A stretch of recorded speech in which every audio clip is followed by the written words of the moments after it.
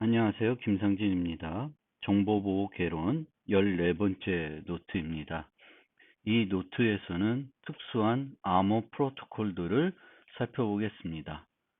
지난 노트에서는 특수한 암호 알고리즘들을 살펴봤고, 특히 클라우드 컴퓨팅, 그리고 클라우드 컴퓨팅 중에서도 데이터 아웃소싱과 관련해서 사용할 수 있는 특수한 암호 알고리즘들을 살펴봤습니다. 이번에는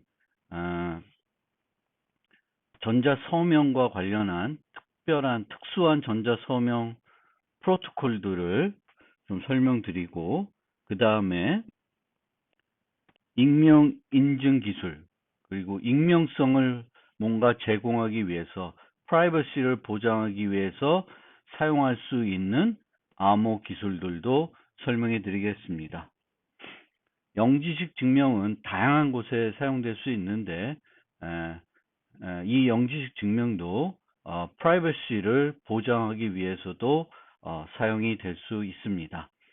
그러면 영지식 증명부터 하나씩 차례대로 설명해 드리겠습니다. 영지식 증명은 어떤 사실을 증명하고 싶은데 그 사실을 상대방에게 알려주지 않고 증명하는 방법이 되겠습니다. 이 영지식 증명을 설명할 때 많이 사용하는 예제가 요 그림에서 보여주는 동굴 예제입니다. 이 동굴은 이렇게 가다 보면 막혀 있습니다. 그런데 앨리스는 이 벽에 비밀문이 있고, 이 비밀문을 열 수 있는 그 비밀 주문을 알고 있습니다. 그래서 자기가 여기에 그 비밀문이 있고, 그 비밀문의 주문을 알고 있다고 밥에게 증명하고 싶습니다. 그런데 이것을 증명하는 가장 빠른 방법은 둘이 같이 가서 요 자리에 가서 앨리스가 주문을 말하는 거예요. 주문을 말해서 문이 열리면 밥은 앨리스가 그 주문을 알고 있다고 믿을 수 있겠죠. 그런데 영지식 증명은 그 주문을 밥에게 알려주지 않고 내가 알고 있다, 앨리스가 알고 있다는 것을 증명하는 방법이 되겠습니다. 그럼 어떻게 하냐? 둘 다 앨리스와 밥은 요 A 위치에 가서 서 있습니다. 그 다음에 앨리스만 혼자 먼저 B 위치로 이동을 합니다. 그리고 준비가 됐다고 말을 하고 이쪽 또는 이쪽으로 들어가게 되겠습니다. 그러면 밥이 B 위치로 옵니다. 그리고 밥이 왼쪽 오른쪽으로 나오라고 소리를 칩니다. 그러면 앨리스는 이쪽으로 들어갔는데 이쪽으로 나오라 그러면은 그냥 나오면 되겠죠. 그런데 이쪽으로 들어갔는데 이쪽으로 나오라 그러면 비밀 주문을 외우고 나오면 됩니다. 즉 앨리스는 어떤 방향으로 들어갔는지 상관없이 비밀 주문을 알고 있으면 이 증명을 항상 통과를 할 수 있습니다. 그런데 만약 앨리스가 비밀 주문을 모를 경우에는 이 앨리스가 어떤 방향으로 들어간지에 따라서 비밀 주문을 몰라도 통과할 확률이 50%가 되는 거예요. 그러면 이 과정을 10번 반복했는데 모두 앨리스가 맞힐 확률은 2의 10분의 1이 되는 거예요. 1024분의 1. 매우 낮죠. 그래서 한 10번만 수행을 하면은 밥은 앨리스가 주문을 알고 있다고 믿을 수 있습니다. 하지만 밥은 그 주문이 뭔지는 알 수 없습니다. 이것이 영지식 증명입니다. 이 영지식 증명은 또 다른 특성이 있는데요. 첫 번째 특성이 제로 놀리지라는 거예요. 그래서 증명자에게, 확인자에게, 답이 확인자죠. 확인자에게 사실이 노출이 안 된다는 거예요. 증명자가 그 사실이 맞다는 것은 알 수 있지만 그 사실과 관련된 정보는 확인자가 알 수 없습니다. 이 예제에서 확인자는 비밀 주문을 알 수 없습니다. 또 하나의 특징은 밥은 제3자에게 앨리스가 주문을 알고 있다고 증명을 할 수 없습니다. 이 과정을 녹화를 하더라도 다른 사람한테 그 녹화 결과를 보여주더라도 그 제3자는 이 영상을 신뢰할 수 없습니다. 왜냐하면 밥과 앨리스는 서로 짜고 영상을 찍을 수 있습니다. 실제 정상적으로 수행됐는지 거짓으로 수행됐는지는 영상을 보고는 알 수 없습니다. 그래서 이런 두 가지 특징을 갖고 있습니다. 영지식 증명은. 또 하나, 영지식 증명을 설명할 때 예제로 또 제시하는 예제가 왈도를 찾는 문제예요. 또는 왈리, 뭐 이름은 여러 가지로 불리는데 이 왈도가 이 안에 어디 숨어 있겠죠. 그러면 증명자는 나는 왈도가 어디에 있는지 알고 있다라는 것을 증명하고 싶습니다. 그런데 영지식으로 증명하려면은 여기 있어라고 지정한 순간 그 확인자도 그 왈도가 어디 있는지 알게 되는 거예요. 그래서 왈도가 어디 있는지는 알려주지 않고 증명할 수 있으면 그것이 영지식 증명이 됩니다. 그러면 어떻게 이 왈도 그림에서 그 왈도의 위치를 그 증명자가 알고 있다고 영지식으로 임의의 확인자한테 증명할 수 있을까요?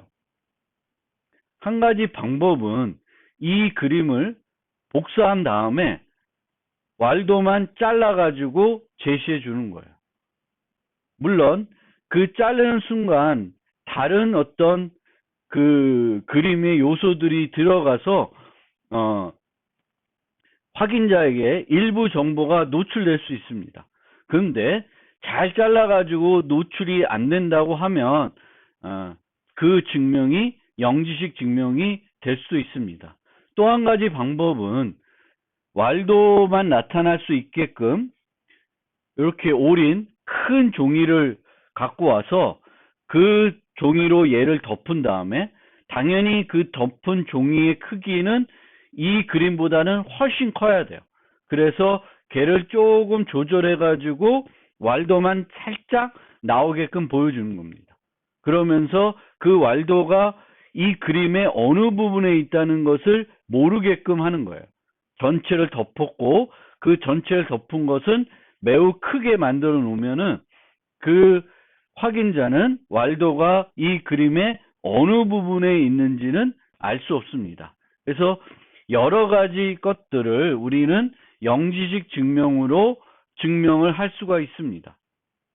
그래서 영식 증명의 요구사항은 세 가지가 있는데 여기에 하나가 더 있다고 보시면 돼요. 첫 번째, 완전성이라는 거는 항상 프로토콜이 성공해야 된다는 거죠. 그래서 증명하려고 하는 스테이트먼트가 참이면, 즉 앨리스가 비밀 주문을 알고 있으면, 또 어떤 증명자가 왈도가 어디 있는지 알고 있으면 증명은 통과돼야 돼요. 그렇게 수행을 하면은 증명은 올바르게 통과가 돼야 됩니다. 그 다음에 건전성이에요. 요거는 안전성 측면과 관련되어 있는데 스테이트먼트가 거짓이면, 즉 왈도가 어디 있는지 모르거나 그리고 그 앨리스가 비밀 주문을 모를 경우에는 확인자를 속일 수 없어야 돼요. 증명이 최종적으로 통과할 수 없어야 됩니다. 10번을 수행했는데도 모두 통과했다. 비밀 주문을 모르는데도. 그러면 안 된다는 거고요. 영지식이라는 게 이제 성립돼야 되죠. 당연히 영지식이니까. 이거는 스테이트먼트가 참이면 확인자 얻게 되는 건 그것이 참이다는 것 외에는 없다는 거예요. 이 사용자가 왈도가 어디에 있다는 거는 어디에 있는지 알고 있다는 건 알게 되지만 실제 왈도가 어디 있는지는 몰라야 되고, 비밀 주문을 알고 있다는 건 알지만 그 비밀 주문이 뭔지는 확인자는 몰라야 됩니다. 그리고 아까 말씀드린 것처럼 non-transferable, 내가 확인자가 증명에 참여해도 그 확인자는 제3자에게 증명할 수 없습니다. 또 이 어떤 증명 과정을 녹화를 해도 그 제3자는 그 녹화를 보더라도 알 수 없어야 합니다.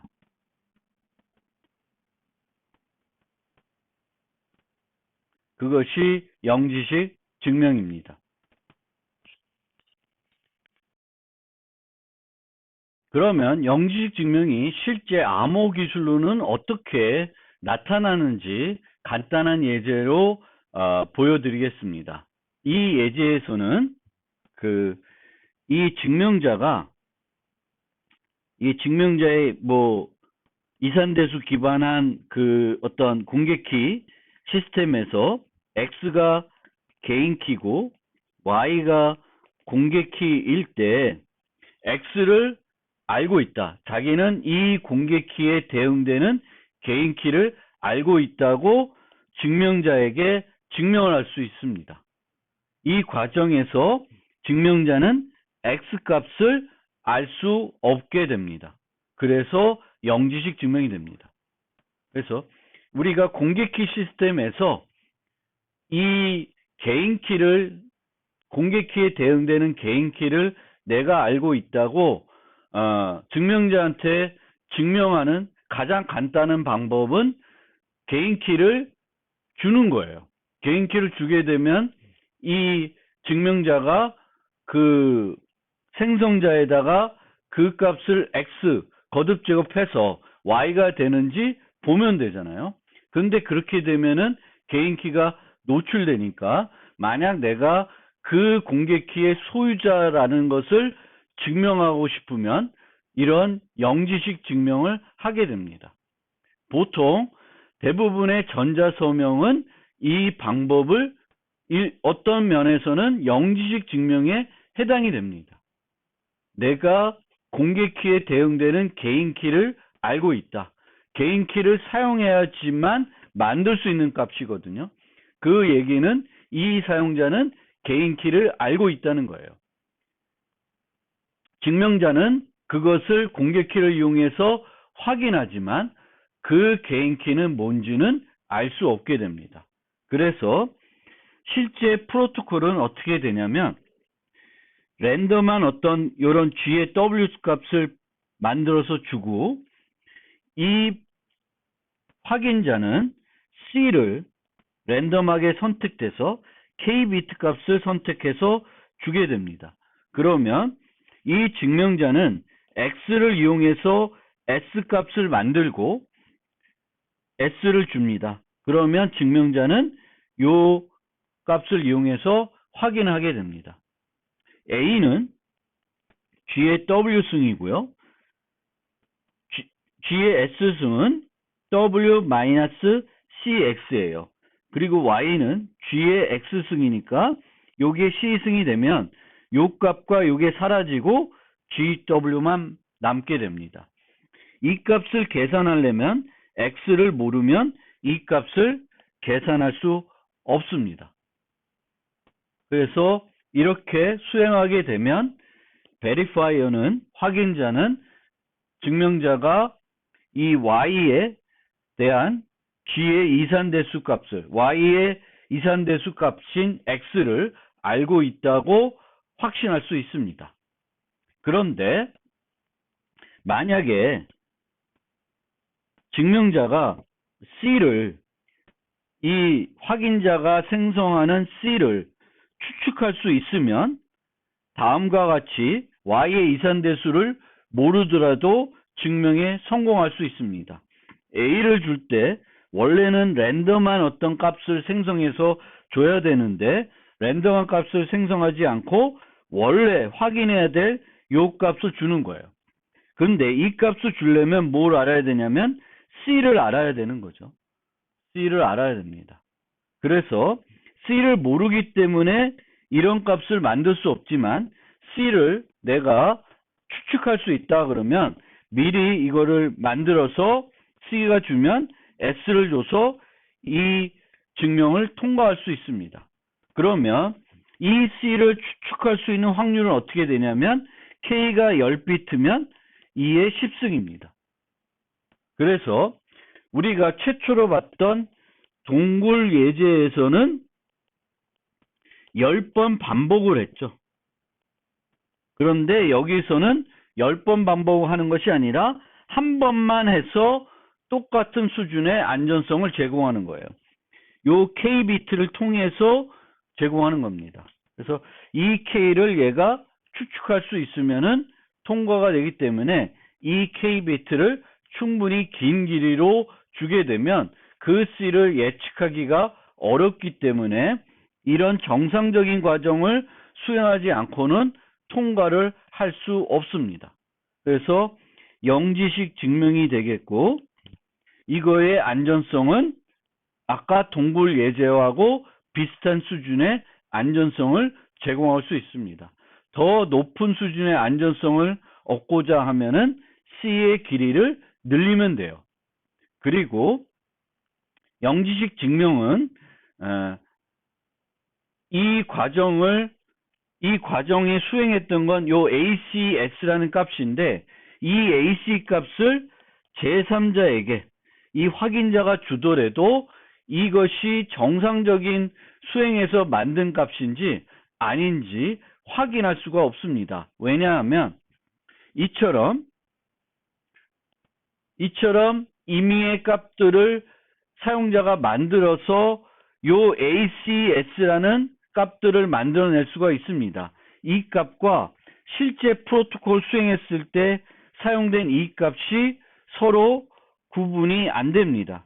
따라서 제3자는 영지식 증명을 할 때 사용된 요 프로토콜의 트랜스크립트, 교환됐던 값들을 제3자한테 주더라도 제3자는 그것을 통해서는 확인자가 이 Y의 이산대수를 알고 있다는 것을 확신할 수 없습니다. 그런데 이 프로토콜에서는 한 가지 문제점이 있는데 그 문제점은 뭐냐면은 여러 번 증명을 P가 S한테도 증명을 하고 S1한테도 하고 S2, S3한테도 반복적으로 내가 내 개인 키를 알고 있다고 증명을 할 수 있습니다. 근데 이 증명을 할 때 W를 항상 다른 값을 써야 돼요. 만약 같은 값을 쓰게 되면은 이 두 개의 값을 그 프로토콜들을 통해서 얻을 수가 있고 이 두 개의 값을 알고 있고 W가 같으면은 X 값을 계산할 수 있는 문제점은 있습니다. 이 프로토콜은 서로 메시지를 주고받아야 하기 때문에 인터랙티브한 프루프예요. 상호작용을 해야 돼요. 프로토콜이에요. 그런데 그 샤미르가 아니라 이름이 갑자기 생각이 안 나는데 그 어떤 그 영지식 증명 이 프로토콜을 이런 프로토콜들을 항상 그 해시 함수 뭐 이런 것들을 이용해서 비상호작용 증명으로 바꿀 수 있다라는 것을 보였습니다.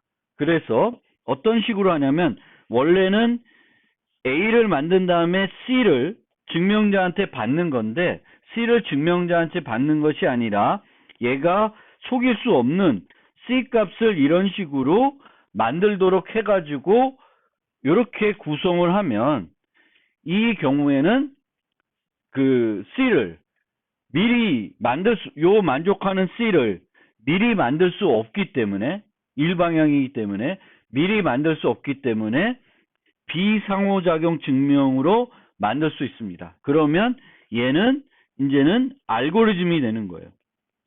증명을 그냥 만들어서 상대방한테 주면 상대방은 요 과정을 통해서 저 상대방이 그 개인 키를 알고 있다라는 것을 확신할 수 있습니다. 그래서 항상 이제는 영지식 증명을 원래는 처음에는 상호작용 프로토콜을 통해서만 가능했었는데 이제는 프로토콜로 하지 않고 알고리즘으로 증명자가 홀로 증명을 만들어 가지고 제3자한테 줘서 확인할 수 있도록 할 수 있습니다. 그리고 이 증명은 X를 알고 있는 사용자만 만들 수 있기 때문에 요 해시값 안에다가 메시지를 포함하게 되면 요 자체가 전자 서명이 됩니다. 그래서 아까도 말씀드렸듯이 전자 서명은 한편으로는 영지식 증명으로 생각하시면 되겠습니다.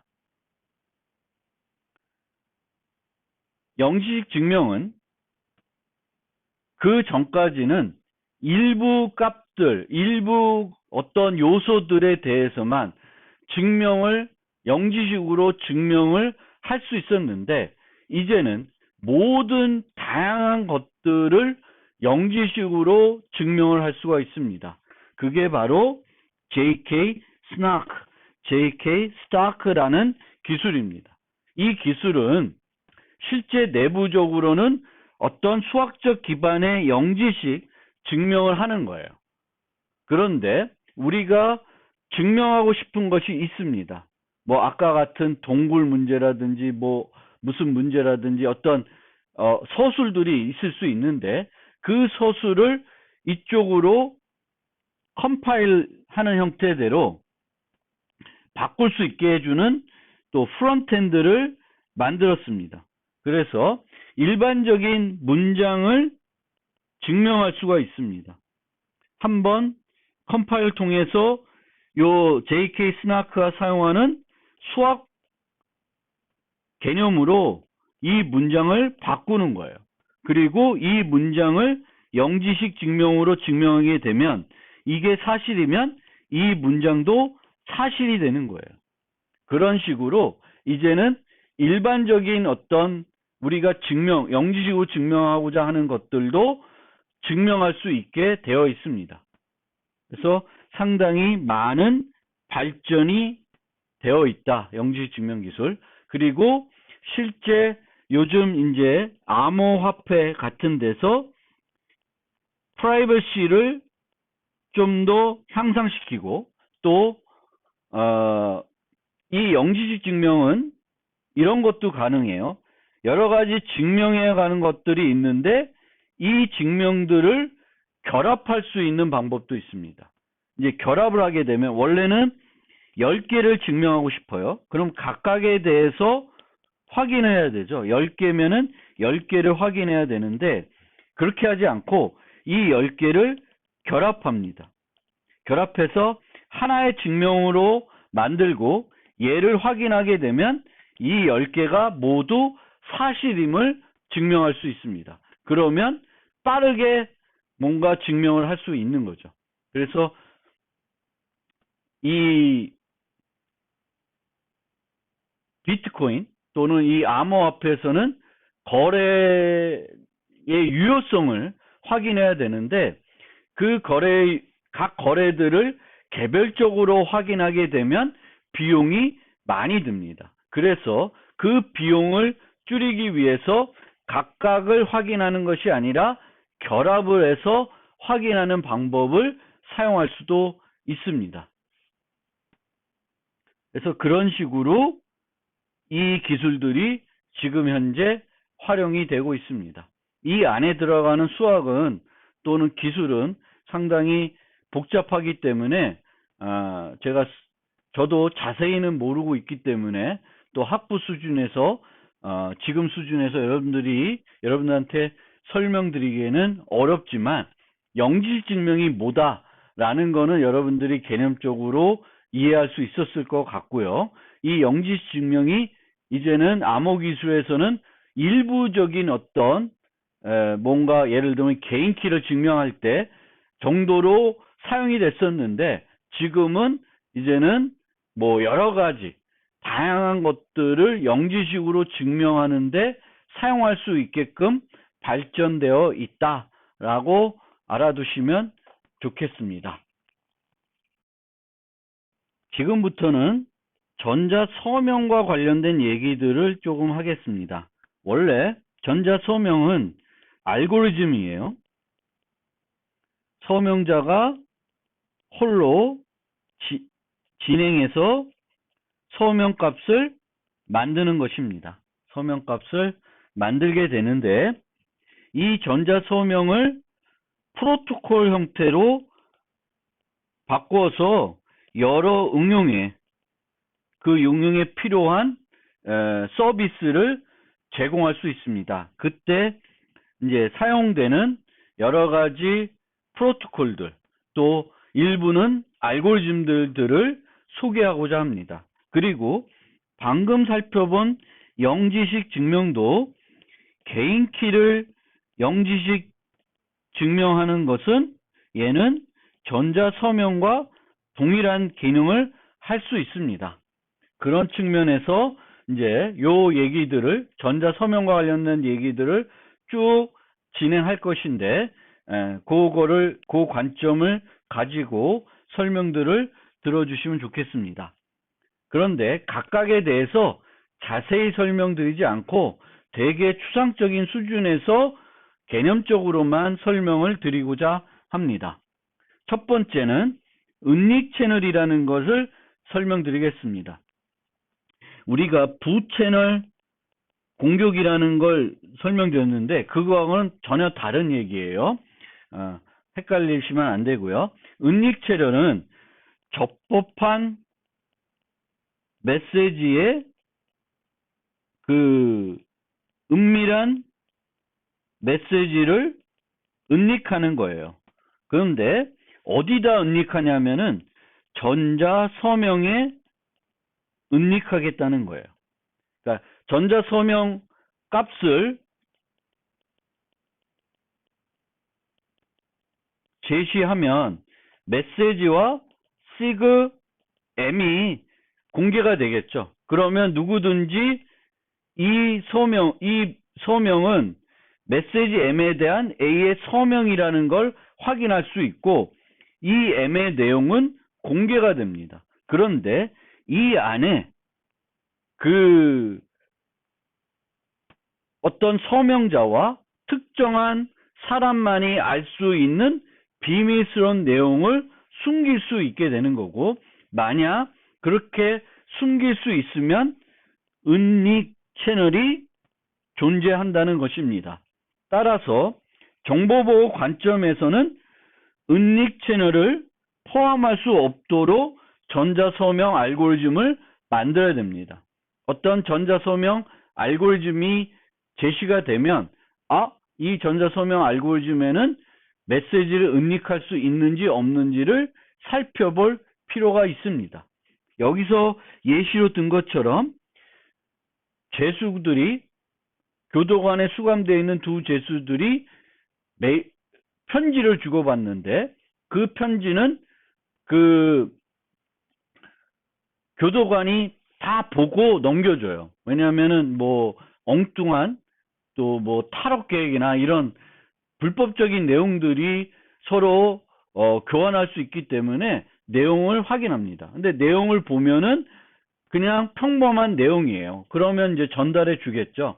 그런데 그 평범한 내용 안에 뭔가 둘만이 알고 있는 비밀 정보를 포함하고 있는 겁니다. 그런데 교도관은 그것을 알아차릴 수 없어야 되는 거죠.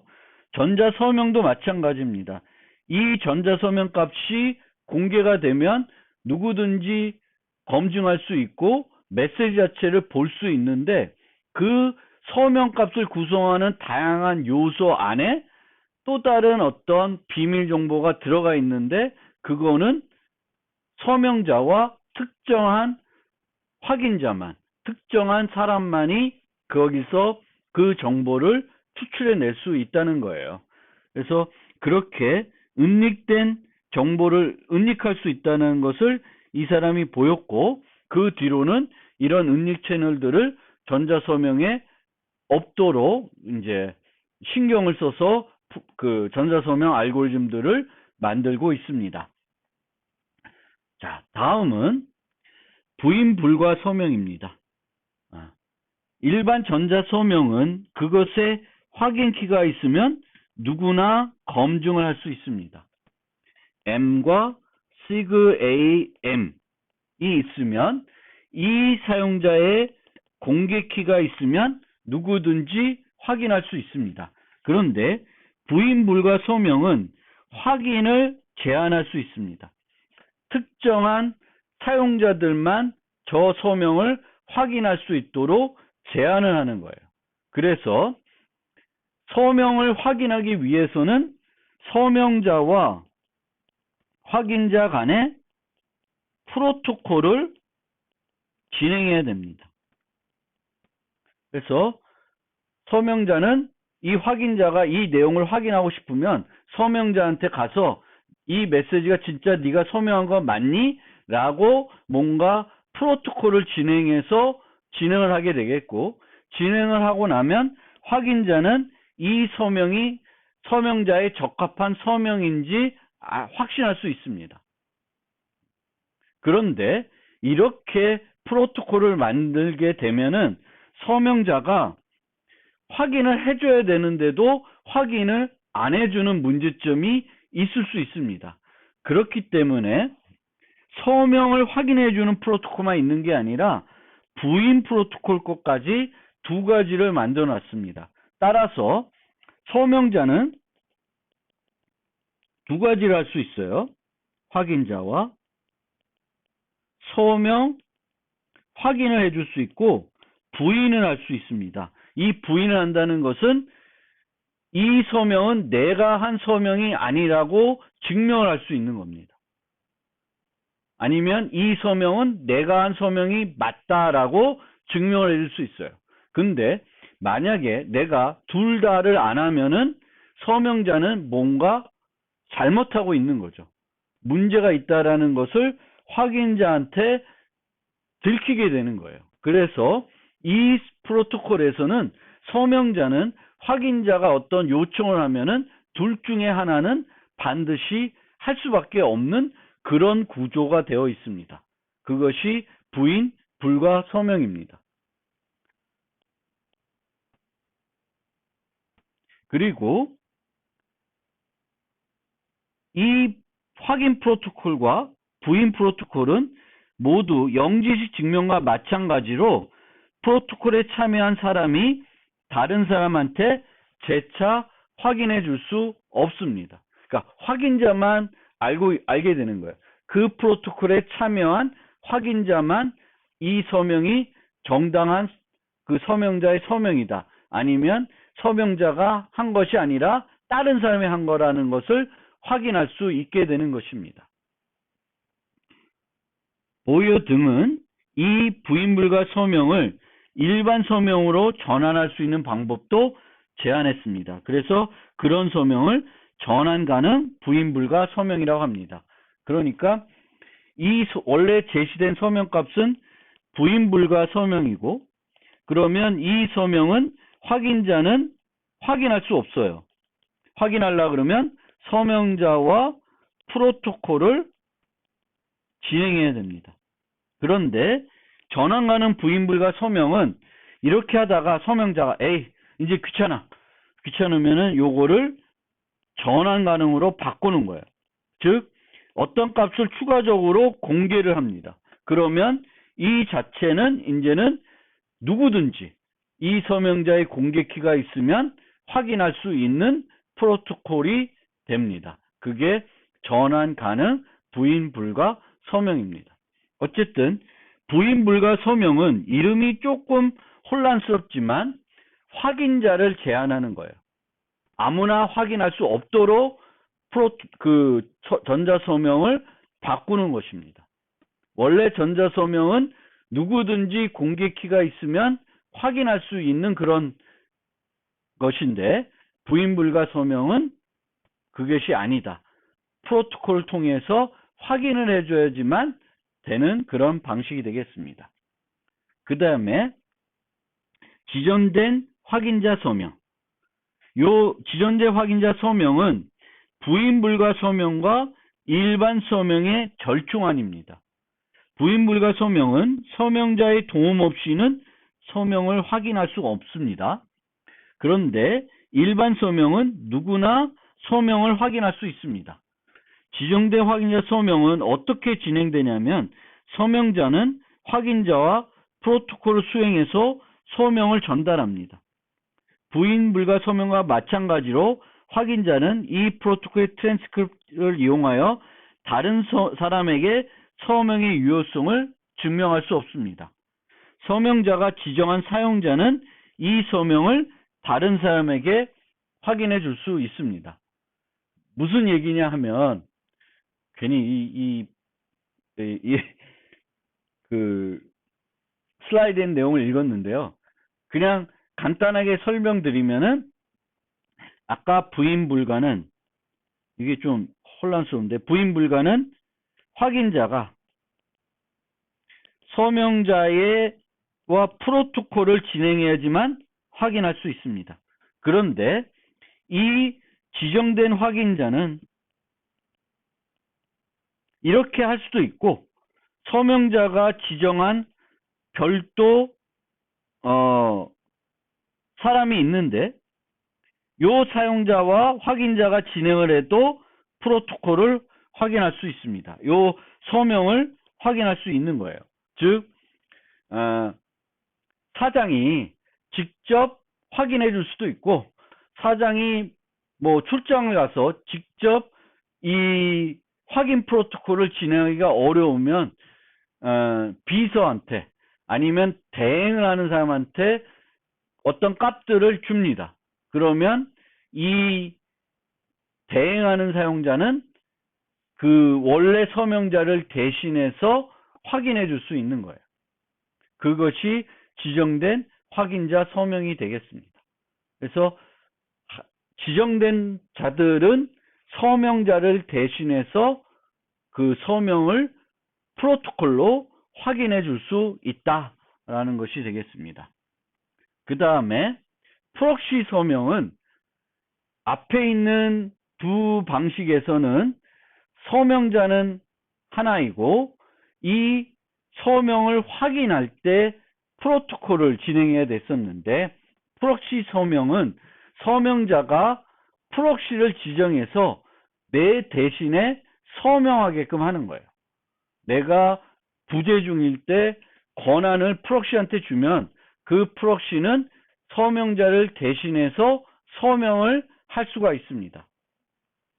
프록시 서명의 요구사항은 구별 가능성. 첫 번째로 프록시 서명과 일반 서명을 구분할 수 있어야 돼요.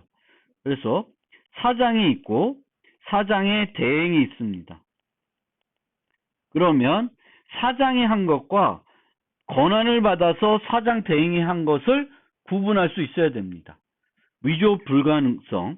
원서명자와 지정된 프록시 서명자만 유효한 프록시 서명을 생성할 수 있습니다. 그러니까 이게 한 가지 조금 문제가 되는 요구사항인데 사장도 프록시 서명을 할 수 있고 사장 대행도 프록시 서명을 할 수 있습니다. 사장은 원서명이라는 걸 할 수도 있고요. 그리고 요 두 개는 구분돼야 된다는 거고요.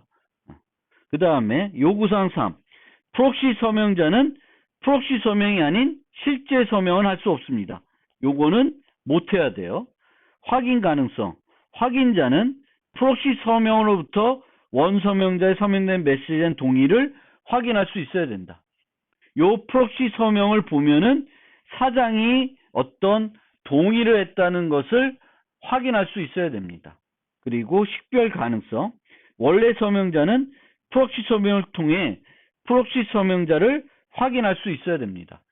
요 5번째 요구사항은 사장 대행이 1, 사장 대행이 2, 여러 명이 있을 수 있다라는 거예요. 그러니까 사장이 한 사람만 지정하는 것이 아니라 여러 대행을 지정해가지고 너도 할 수 있고 얘도 할 수 있게 뭔가 할 수 있게 하는 거고요.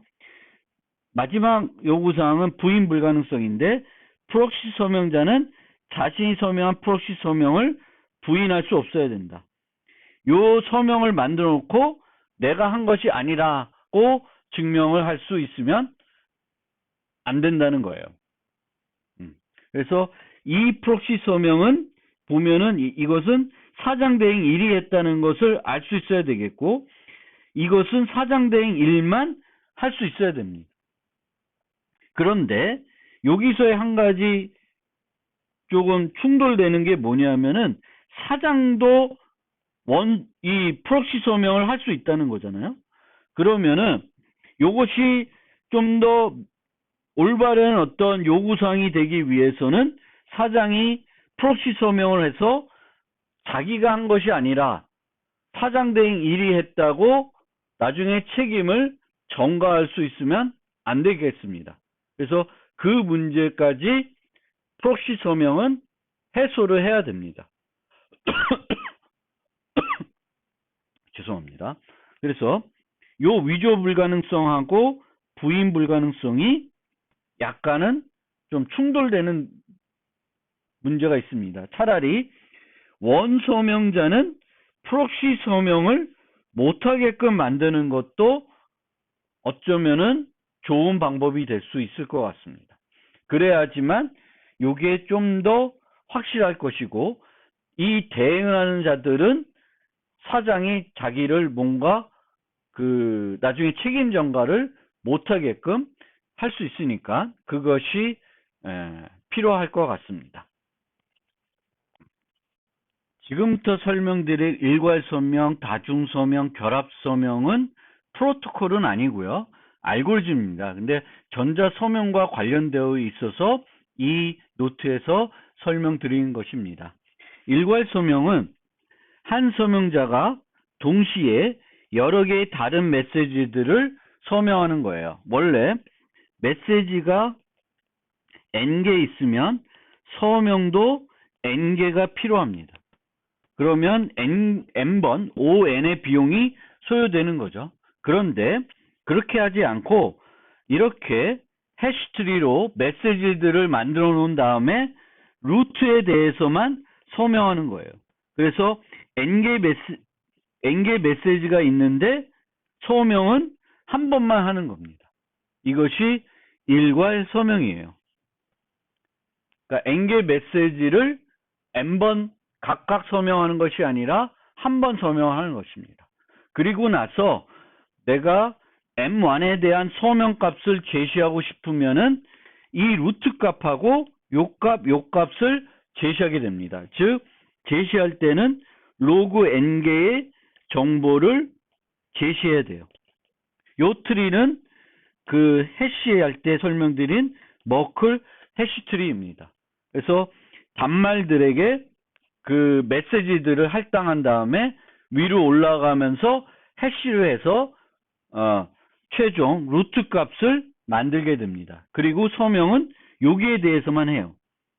그래서 내가 M1에 대한 서명을 공개하고 싶으면은 요 값을 공개를 하면 돼요. 이 값은 공개를 안 해도 M1을 공개를 하면 되는 겁니다. M1을 공개를 하면은 이들을 이용해 가지고 해시트리를 계산해서 루트 값을 계산한 다음에 이 서명이 그 루트 값에 대한 서명인지 확인하면 됩니다. 여기서 R과 L을 표시한 거는 위치를 좀 알려주기 위해서 얘가 왼쪽 자식인지 오른쪽 자식인지를 조금 알려주기 위해서 이렇게 표시한 것 뿐입니다. 그래서 로그 n개 값을 제시를 하게 되면은 특정한 서명에 대한 서명 값을 제시해 줄 수 있습니다.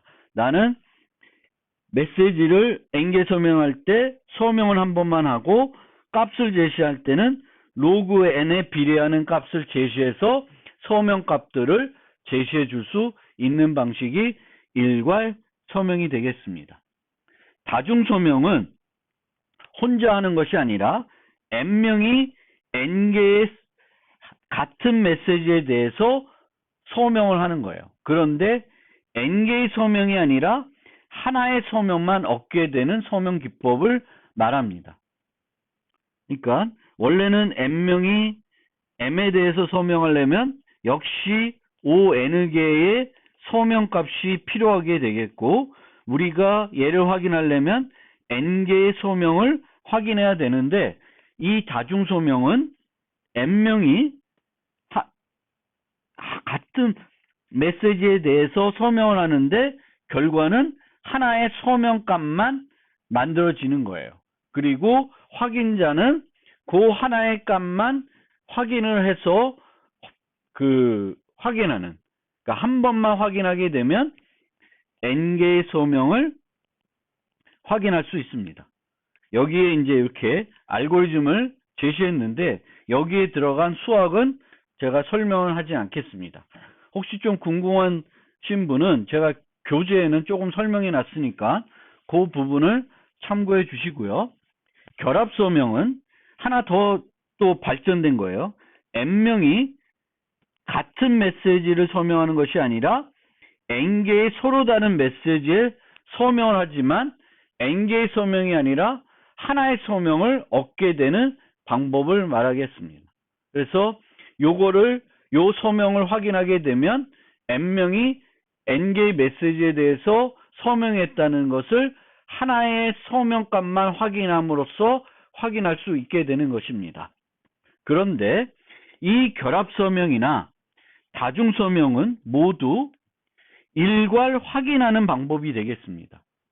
서명자의 서명 비용을 줄이기보다는 확인자의 서명 확인 비용을 줄이는 방법이 되겠습니다. 첫 번째 있던 일괄 서명은 서명자의 비용을 줄이는 거예요. 확인자의 비용을 줄이는 건 아니고, 다중 서명과 결합 서명은 확인자의 확인 비용을 줄이기 위한 방법인데, 일괄 확인에 문제점이 있습니다. 문제점은 뭐냐 하면은 응용에 따라 다르지만 일괄 확인했을 때 결과가 실패가 나왔어요. 확인이 false가 나온 거예요. 그러면 n개의 서명 중에 어떤 것 때문에 실패했는지를 알 수 없습니다. 확인을 하면 해피하죠. 한 번 서명을 확인해서 n개 서명을 확인했으니까 매우 해피해요. 그런데 실패를 했어요. 그러면 이것들 중에 어떤 애들 때문에 실패했는지는 확인하기가 어렵습니다. 물론 이 경우에도 우리가 이렇게 분할 정복을 시도해 볼 수도 있어요. 반을 잘라서 결합해서 또 확인해 보고 이 반을 또 잘라서 확인해 보는 거예요. 얘가 다 확인되면 얘는 문제가 없구나 알 수 있습니다. 이런 식으로 할 수 있는데, 그런데 이 안에 문제가 되는 서명들이 많으면 이렇게 확인하는 것보다는 개별 확인하는 것이 더 빠를 수도 있습니다. 그래서 응용에 따라서는 일괄 확인하는 게 별로 이득이 없을 수 있습니다. 확인하면 해피하지만 실패했을 때에는 방법이 없는 거예요. 뭔가 효과적으로 그 다음에 처리할 수 있는 일괄 확인한 이유가 없어지는 거예요. 확인하면 해피한데 그렇지 못하면 아무 의미가 없어질 수 있다. 그것은 꼭 우리가 이해하고 또 이 기법들을 이해할 필요가 있겠습니다.